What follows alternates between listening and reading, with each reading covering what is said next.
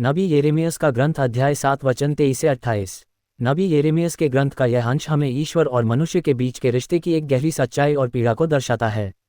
इस वचन में ईश्वर स्पष्ट रूप से कहते हैं, मेरी आवाज़ सुनो तो मैं तुम्हारा परमेश्वर होऊंगा और तुम मेरी प्रजा होगे।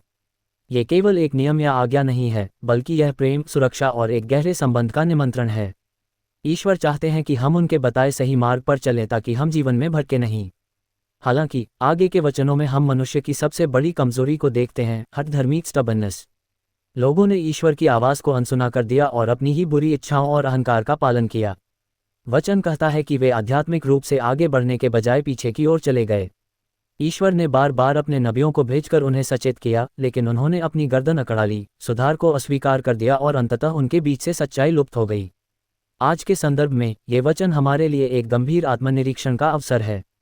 दुनिया के शोरगुल, अपनी महत्वाकांक्षाओं और अहंकार में क्या हम भी ईश्वर की उस मार्गदर्शक आवाज़ को अनसुना तो नहीं कर रहे हैं?